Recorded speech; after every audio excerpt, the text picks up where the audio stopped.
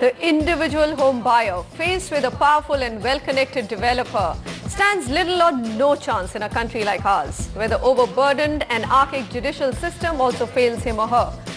No wonder then, the Fair Play Watchdog, that's Competition Commission of India, or CCI's order against DLF in the Gurgaon-based project Bel Air has brought so much cheer to home buyers.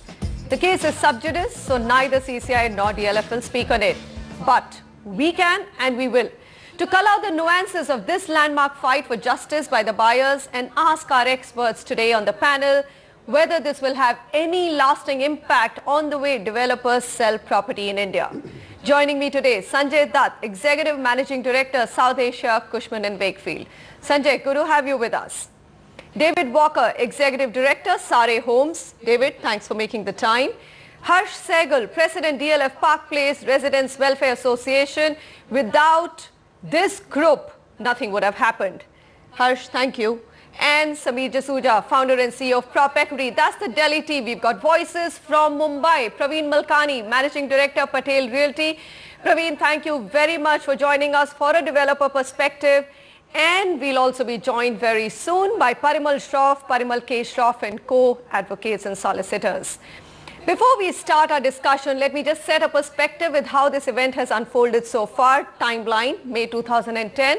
Bel Air and Park Place residents file a case against India's Realty Goliath in the CCI, alleging delays in the project, increasing in floors, charging for the parking, unfair penalty, etc. August 2011, CCI slaps a fine of 630 crore rupees on DLF for abusing its dominant position.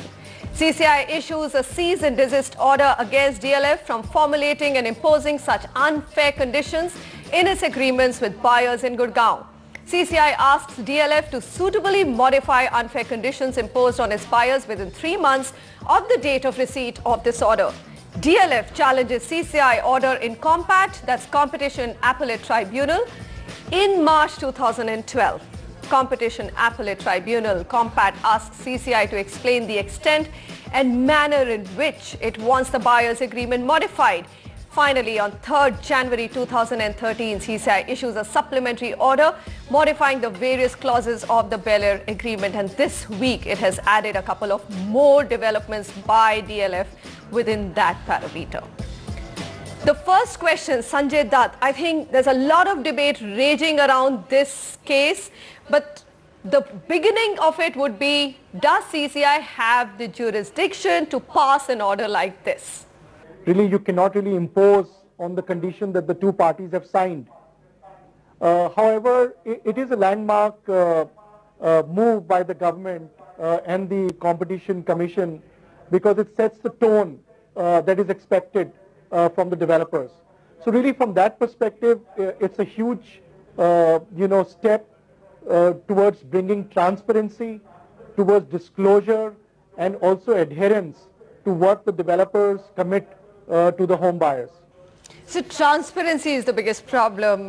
Didn't you, Harsh, when you filed this case, get so agitated by the fact that DLF wasn't transparent? I mean, they decided to increase the number of floors from 19 to 29 and thought that they didn't need to get any buyer in the loop or their agreement at all. Absolutely. In fact, the situation was such that you felt, should I use the word important, because you went to DLF and said what is happening, and they not only refused to reply to your letters, they were just disdainful. They didn't care as to whether the consumer is suffering, he has a complaint, nothing of the sort. We as an association wrote a letter to them in 2010, I think it was January 2010, we received no reply. So that is the condition of the consumer, and he's their customer, mind you. So as a customer, it's hard, very disheartening to note that the person you're buying from doesn't care about you, whereas it should be the other way around. And many, I mean, we'll come to the buyer-seller agreement a little later, but let me go to Pravin Malkani. Developers are not at all happy. They definitely don't probably consider CCI to have any jurisdiction in this matter and are questioning that. Pravin, would you say that really CCI has no business of interfering in this case despite the number of norms which seem to have been flouted in these cases? The merits of the case, I'm sure, are they warrant some kind of action. Now, whether CCI should be taking that action is, I'm not sure, because we have, land is a state subject. Every state has its own policies and own laws to regulate them. CCI comes off and says, all right, we want to monitor this case. Now, we're entering a scenario where we have these different watchdogs looking at different transactions. Why don't we just find a way to regulate the real estate? I mean, we've been screaming about that. As developers, we've been asking for that for the longest time. Why can't we have a regulation? But there seems to be no move towards it. Now, every association will come and, CCI will come, and you'll have the state coming in, and you have MOFA in Maharashtra. And, how do you confirm to all these things? I mean, which is the direction to lead now? I think it's going to create more confusion. Somebody has to put this in order very quickly. But in the absence of a regulator, so there were state authorities involved. They seem to be colluding with the developers and allowing all these norms to be flouted so easily, Sameer. So in the absence of a regulator, why can't a constitutional body like CCI really step in? Because the primary reason why they could take up the case is because they said DLF is abusing its dominant position, and it is a watchdog for fair play. See, I absolutely agree with you, because there needs to be somebody that should be able to come in the aid of the consumer. I can assure you, and everybody feels, and a lot of lawyers come onto the show as well and say that, consumer courts are the right redressal of courts and you'll get faster justice over there. It doesn't really happen. And even if you end up winning a case in a consumer court, they go to the higher courts, and then thereafter the higher courts, it takes 5 to 10 years. Of course. All absolutely. that you won in the consumer court is nullified anyway. It takes 3 to 10 years to get any kind of justice in those courts. So even if CCI has come in and given a judgment, I welcome it in some way or the other, because they've actually taken a step in the right direction. And every dominant developer in every state will think twice before flouting all these norms as such. The only thing that I'd like to add is that every developer has same builder-buyer agreements, right? Or apartment-buyer agreements. So I think they should be, they're all one-sided agreements. So I agree with you. So I think this should be imposed on every developer or every one-sided agreement, and not just on a dominant developer, because the developer may just be dominant for a certain period of time as well. And I can assure you, DLF was not the most dominant developer at that point in time, when this decision was, when this judgment was taken. We'll come back to debate that. But David, I mean, unusual. You're coming into a country where you see huge amount of growth potential, and in 2013 you're greeted with one of the severest penalties that developers in India have seen from a constitutional body.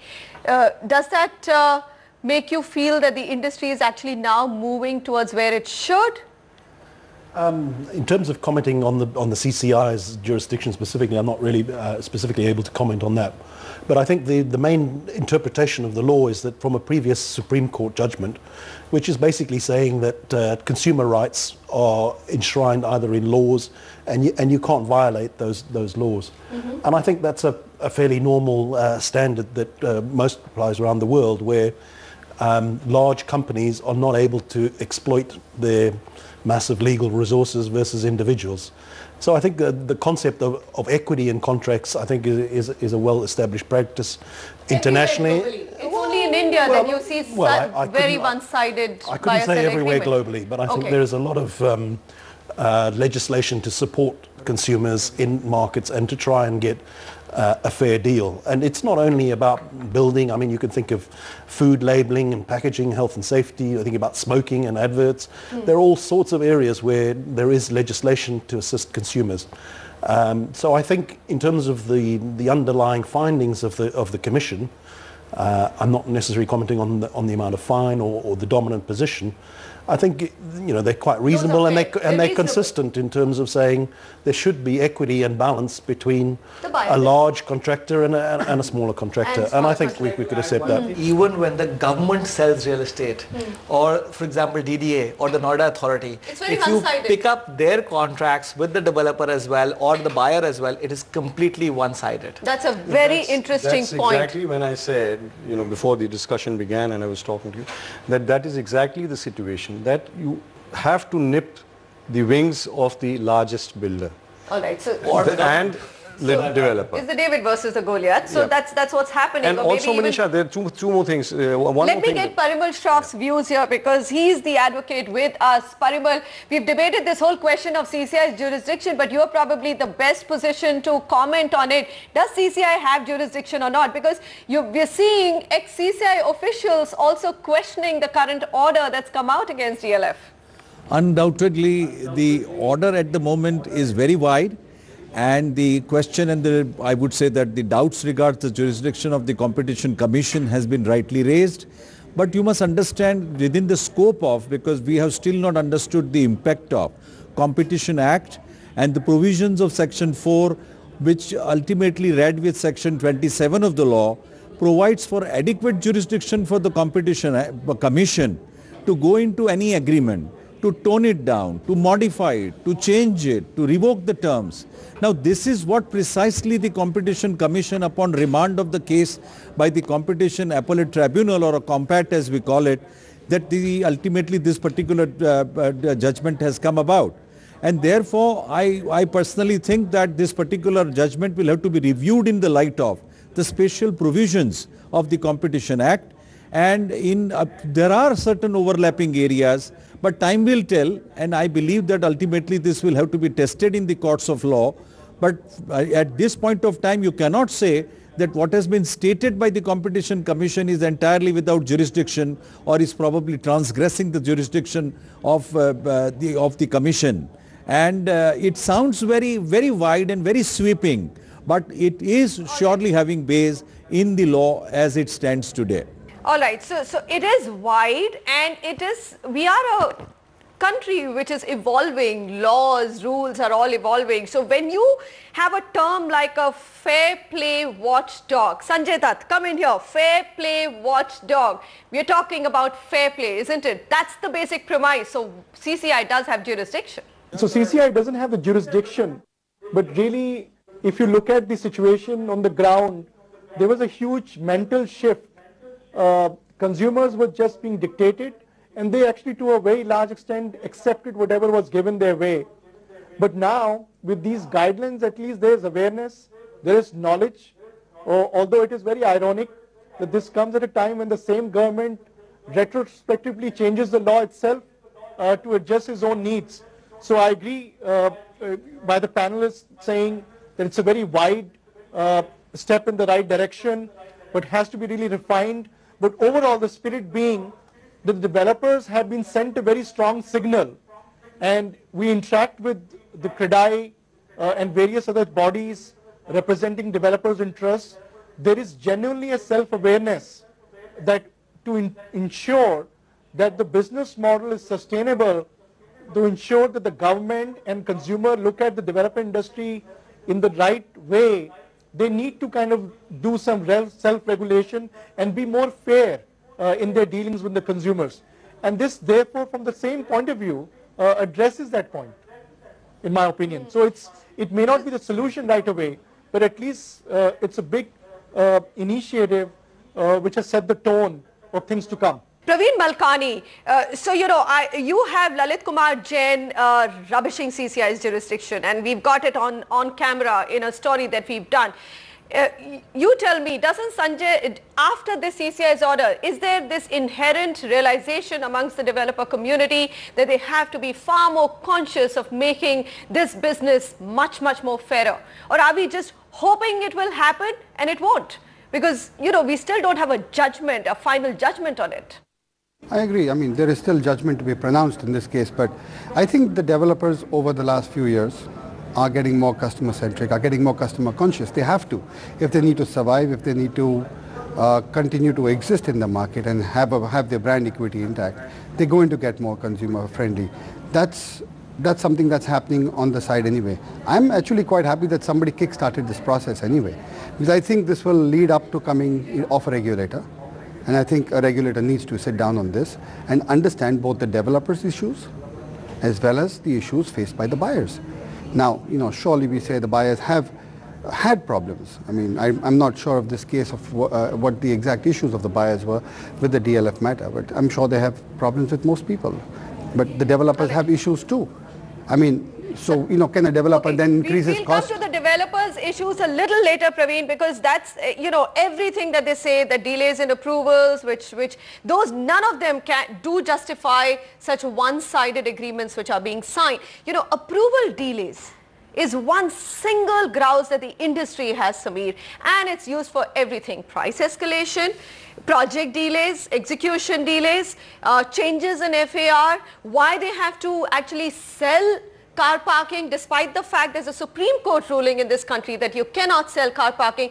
You cannot keep just citing one reason for everything that you're not doing right with your consumer. So I completely agree with you. First of all, we've had instances where developers have launched, sold projects without even having the license in place. Forget having construction approvals in place. That comes much later. And I think very few developers anyway wait for construction approvals to come in place before they start digging, say, the basements. So I don't think that is an excuse that goes very far. But the developer the consumer really has no choice. He's actually bound by the agreement that he signed, and the developer has enough and more clauses in that agreement which protects him from any kind of delays. First of all, if he commits to deliver in 3 years, he takes an extension of 12 months. Which is normal and normally accepted. Then he has a force majeure clause, which basically is so wide that it covers any possible way, which is, for example, labor delay, labor issues, or construction materials not being available, or maybe they're available at a higher cost, but he builds all those clauses in so beautifully that the consumer really has no choice. And even after that, if he gives you an annexure which states that for all practical purposes, construction is started on this date, he flouts that as well. So you really can't. We're going to come back. Norms flouted by the developers. We've actually compiled a list along with the Prop Equity team and the number of mails that we've got from you. All of you have been writing into us with a lot of angst. Not all the mails have been full of angst. A lot of mails have also been very happy. So let's say we are not here to bash developers. We're just talking about the buyer-seller agreements and why are they so one-sided. We'll tell you why it is so one-sided and how it is one-sided. Come back in just a moment.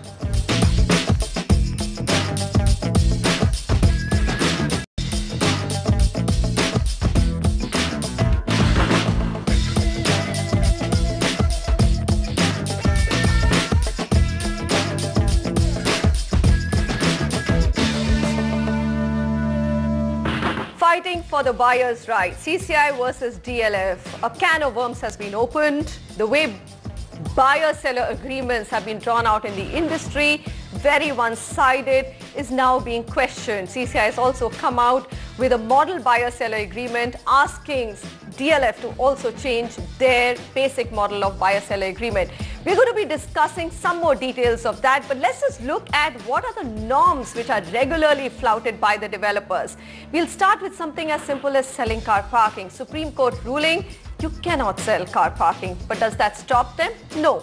Most builders continue to either explicitly charge or include the cost in the per square feet cost of the flat even after that verdict in 2010. Non-disclosure of carpet area and super area. There's no set formula anywhere in the country. What will be the super to carpet area markup? No one has a clue. So developers are free to make it anywhere between 25 to 40%.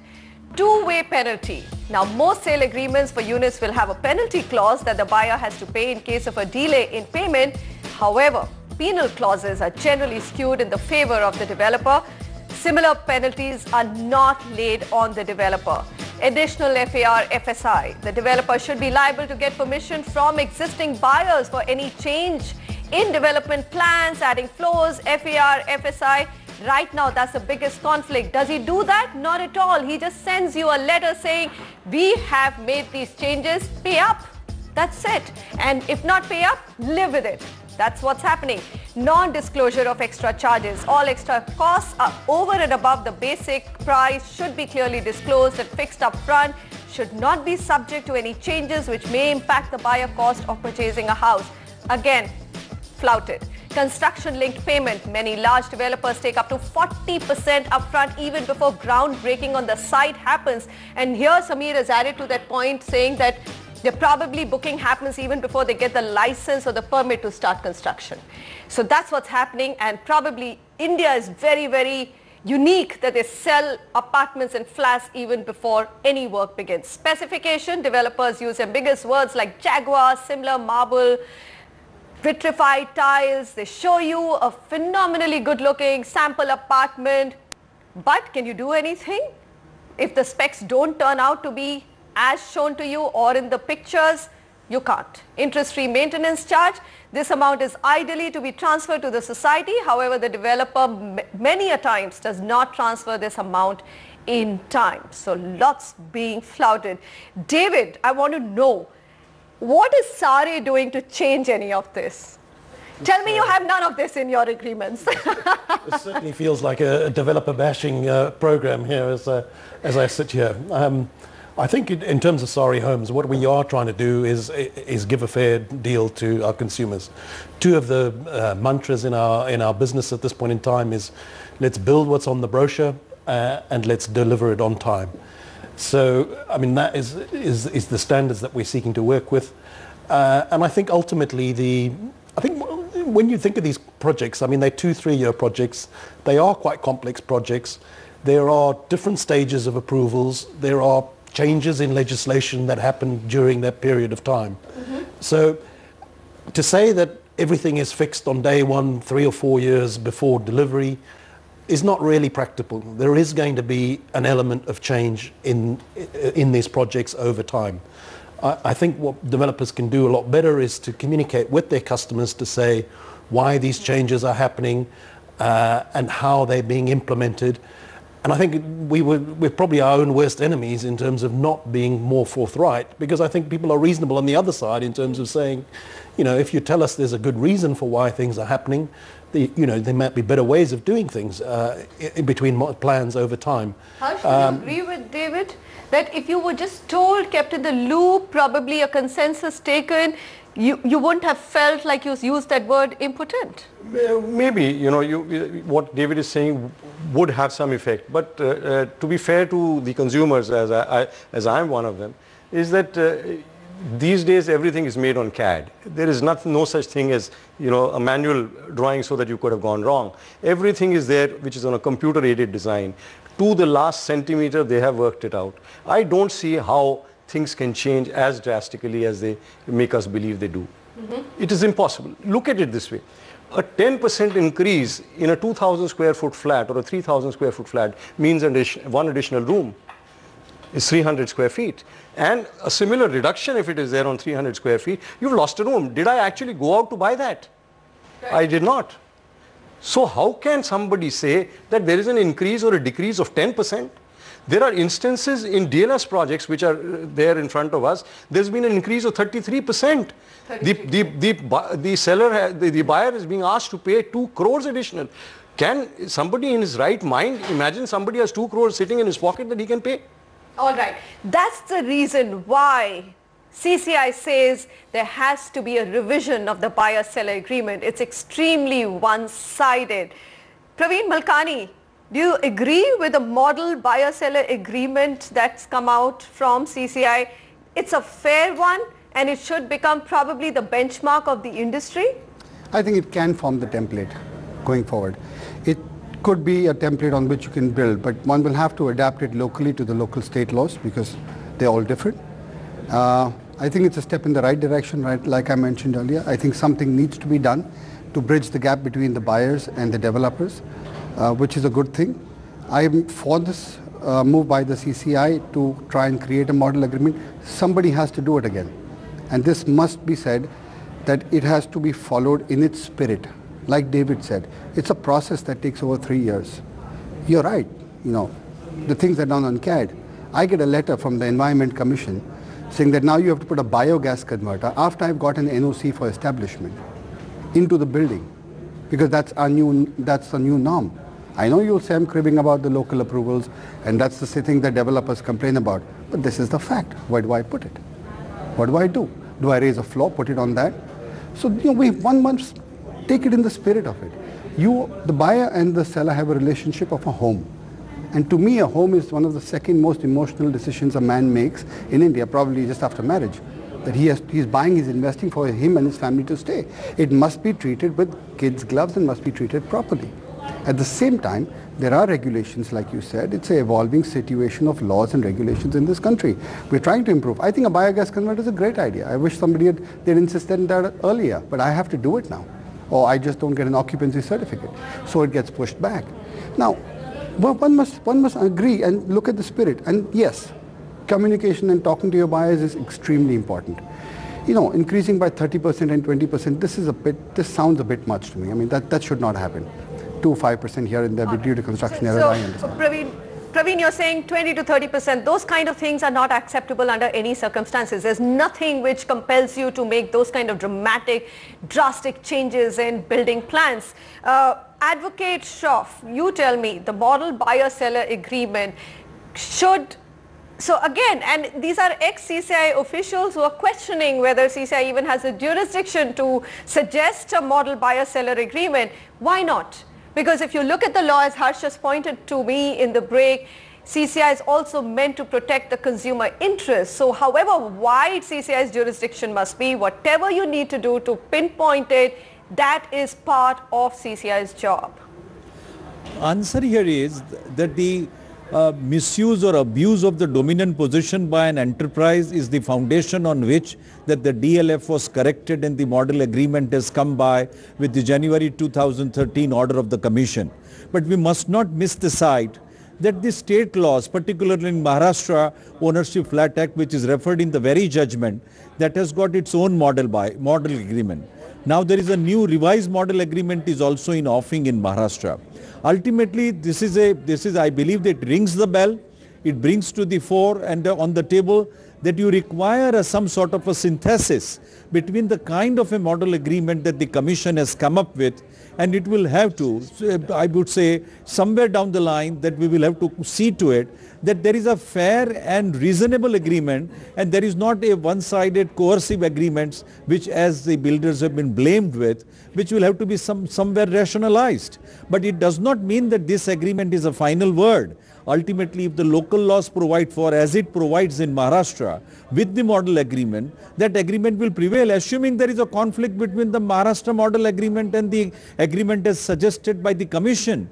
Then surely in Maharashtra, we will be entitled to say that this particular agreement and the draft provided by the government will prevail, because that is the legislative intent. Right. So this will be the position. There. Did you not have a choice? Why did you go to CCI? Did you not go to Haryana authorities first? No, we did not go to the Haryana authorities first, because we believe that the Haryana authorities would have acted long time ago, because nothing of this sort is Haryana still doesn't have a real estate regulator. Fortunately, even after all this has happened, they've done nothing. Nothing. So, so to say to go back to them is not going to do any good to anybody. The one thing that I wish to point out is we are all referring to this agreement which has been brought out by the Commission as a model agreement. No, it is not so. The expectation of Ashok Chawla, which is being talked about, is that this agreement will be followed by others. It is not a model agreement. It is only an agreement which is made in line with the abusive clauses, brought into line, and applies only to DLF.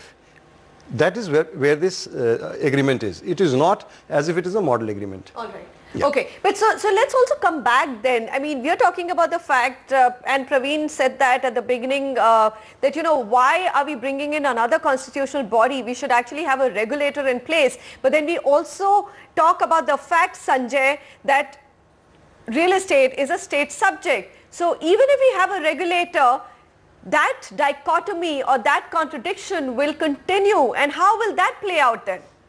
So I personally feel the state government plays a very large role in simplifying and setting the expectations, what the government expects from developers in the interest of consumers and investors. And therefore, if those guidelines are specified, including the guidelines by CCI, that's the right way to go forward. I'm against the recommendation that you have multiple bodies regulating the real estate sector, because that doesn't really help much. In fact, I wanted to draw your attention to the fact that developers themselves over the years have realized that it pays a lot more to create a professional organization. They would be able to appeal to private equity. They would be able to create a brand power and therefore be able to create a premium over other developments when they're actually going out to the consumers. So there is a self-initiatives by developers. So there is a combination of things which is needed and not just legislation and force, because that may just complicate things too much from consumers' point of view. You agree with that, Sameer? You know, definitely the industry's come a long way, and definitely when you stack up the developers who are very professional in their approach versus the ones who are not professional and flouting several norms, you do see a perceptible shift over the last 5 years. But yet, I mean, it's so unfortunate that the country's largest real estate company would do that and would think that they can get away with that. See, first of all, I completely agree with you that today brands are being able to command a premium. They want to deliver value to their customers, and the customers only keep on coming back if they deliver that value. That's been seen. It's clearly been seen that developers have been able to charge that premium because they are a big brand today. Look at Godrej, Mahindra, Tatas, even DLF for that matter has been able to do that. With respect to DLF, this is the first time this has been done. Really, if you look at it, I've been involved in real estate in 1998, and today I'd just like to share some... It's the first time that a developer has been pinned down in such a big way. No, first time the developers actually taken the development where they launched at say X number of floors, and they took the development 19 to 29. This is the first time it's happened with respect to DLF. Okay. And I don't think, personally, if you ask me, I don't think this would have been, they wouldn't have realized that this would be their intent. But this time, in this case, what really happened... They've changed even Magnolia. They've changed even... Yes, because what they had was they had the township license, a group housing license for DLF Phase 5, and they thought that they can get away with adding more floors and use the same FSI that they were allotted for DLF Phase 5 into these developments. Otherwise, when you do a development, you're given X amount of FAR and you can't go beyond that. So are you trying to say, Sameer, that this is an exception? This is an exception. This is an exception. It is not I don't a norm. think this is going to happen ever again. DLF has done over 40 developments before this. It has never happened before. Why didn't it happen before? But if I look at the compilation of the list of our viewer mails which come in as well, I'm not saying that they're predominantly all cribbing mails. I'm not saying that they're all angst mails, Sameer, but a lot of them do have these common problems that we cited out. See, I'd like to add to this a couple of things, little bit in defense of DLF. I've said a lot against the developers. With respect to even Bel Air, if you look at it, they passed on a lot of benefits to the consumers. For example, they fitted out all the apartments with air conditioners, with modular kitchen and everything free of cost. They bear that cost. Secondly, excuse me, what is the cost of that? It's barely 5 lakhs. 10 lakhs. It's barely 5 lakhs. What is it compared? What is it compared to adding 10 floors? What is it compared to not giving me my FAR? Can you believe what DLF has done in the case of Park Place? They advertised 30 acres of land. They sent letters out to buyers, prospective buyers, saying this is 30-acre property. They make out an agreement which says 12.67 acres. The actual area has to be 38.5 acres. And then, surprise, surprise, in the deed of declaration that they file, they write 19 acres. Where is this land coming from and what is happening? I'm not defending them. I'm just saying this has been an exception because there was a full township license. Maybe this kind of blatant changes in plans is an exception, it may not be rampant across the country. However, let's come to that one big question. Another thing, Manisha, see, we are again talking of two different things here. CCI has pointed out the order in two different ways. One is the illegalities which have been committed, that is the violation of the laws. The other is the abuse of dominant position. It is not just about abuse of dominant position. There are flouting of legal issues which are there. That is and the other developers are also doing it. All right. So let me just ask you, David. I mean, DLF is DLF. It did change the landscape of India's real estate. You cannot take that away from India's biggest real estate company. There's a lot of good work that they've delivered. And frankly, no one has come even close to delivering the kind of real estate that they have, whether it's commercial or realty. And it takes a lot to do that, Harsh. I'm not taking that away. Or the fact that they've flouted so many norms here. But do you think that if this verdict does go in favor, or as CCI's orders do get implemented, it will break that vicious cycle and send a very strong message to the developer community in India across board that this can't be done and got away with so easily. Yes, I do. I mean, as I said before, I don't want to comment on the magnitude of the fine, and I'm not sure how the mechanism of that has been calculated. And we all need to respect what DLF has done and created tremendous value for many, many customers whose houses have appreciated probably tenfold over the last 10 years. So absolutely. A huge amount of wealth has been created through that process as well. I certainly think the findings and the rulings are a wake-up call. I think a lot of developers probably have contracts which are harsher than the reality of what they actually operate with. Most of us do have a sense of customer care and want to build our brands and build longer-term relationships with customers. Inevitably there are elements of delays, there are frustrations with delivery of infrastructure. These things do have knock-on elements to the project. I mean, I think you were saying earlier on that changes of 20-30% are beyond the norm. I think changes of only 2%, which is what CCI is saying, is probably a bit tight. I think there's probably room for some balance in between there. And I think if there's transparent communication about why things are happening, I think there'll be a much more peaceful relationship between buyers and developers. Buyers and sellers. Okay. So I think it is a fair wake-up call, and I think one of the the critical things is that give people a fair exit. If there are changes that need to come, give some their of them entire money back. Well, yes, why not? Why not? If they're unhappy, why not? The question is, the consumer will not be ready to take the money back because there's so much appreciation has happened. Consumers have been ready to take the money back, but the monies haven't come back. Anyway, but it'll be difficult to go case by case. But David has a very good point. Should it be 2% or should it be more in terms of what are the the limits of changes that the developers can bring in, looking at the dynamic situation even they face? So we're going to come back and just look at those 3 or 4 key clauses which CCI has said that DLF does need to change in their buyer-seller agreement, and just debate on each of those points on what is valid and what needs a little bit more room to be changed or maneuvered for the developers.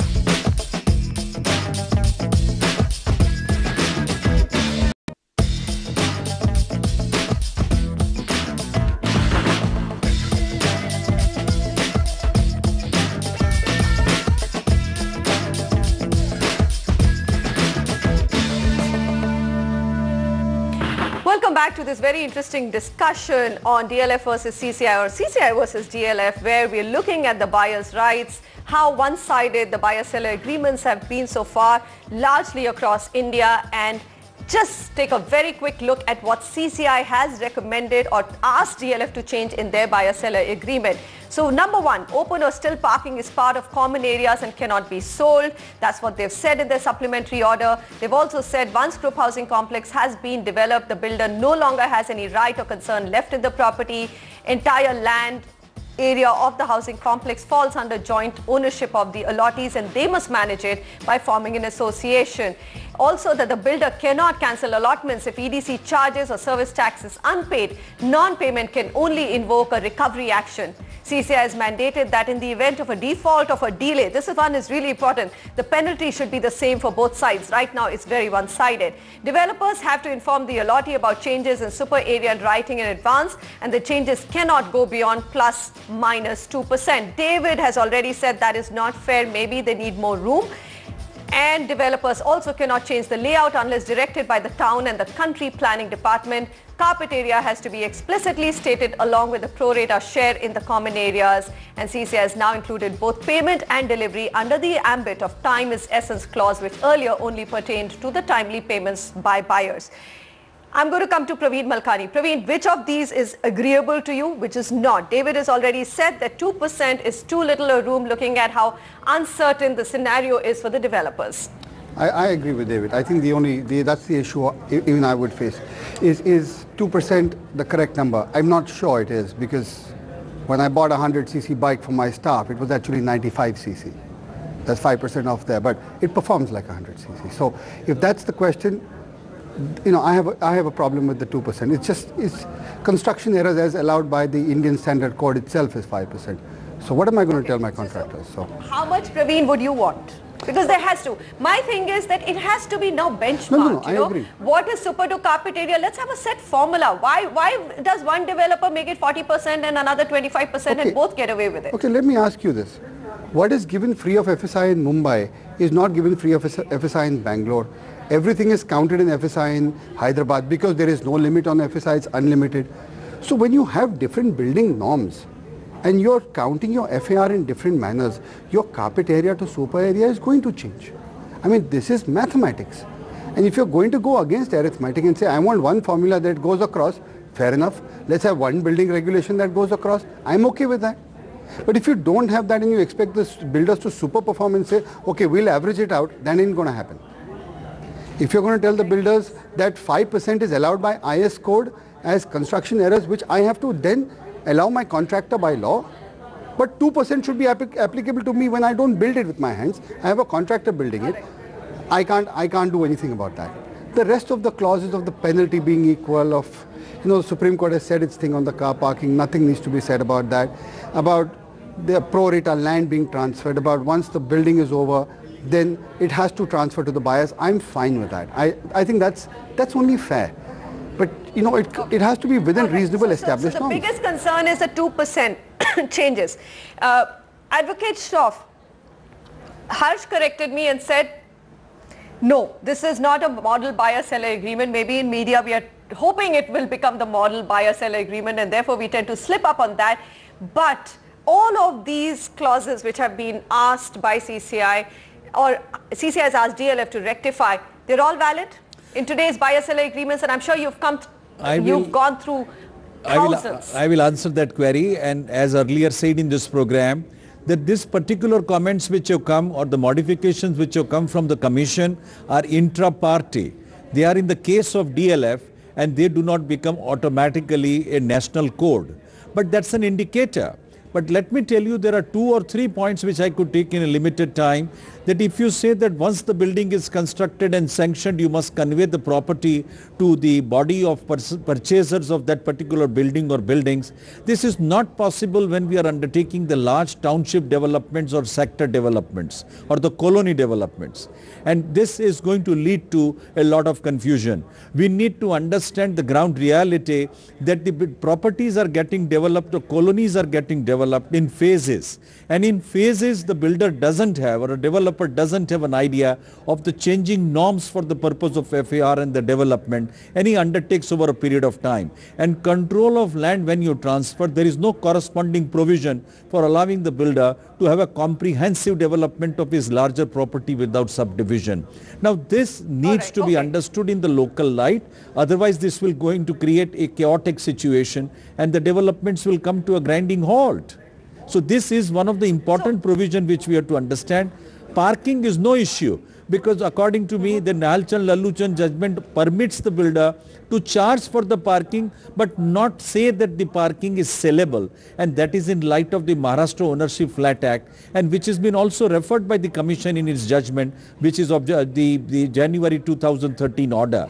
So that is no issue, and I believe that the best policy is to mention the carpet area, and we all understand the ground reality. Builder can charge what he likes, but he will ultimately write that this is a carpet area which I have sold, and on the contrary, that has become a norm in Maharashtra. Everybody writes a carpet area, and that is the part of the requirement. What about the penalty? What about the penalties? I mean, there's a delay from the developer, there are no penalties, but if the consumer delays in paying his installment, then he can actually lose the flat. It's as harsh as that. No, the answer here is this.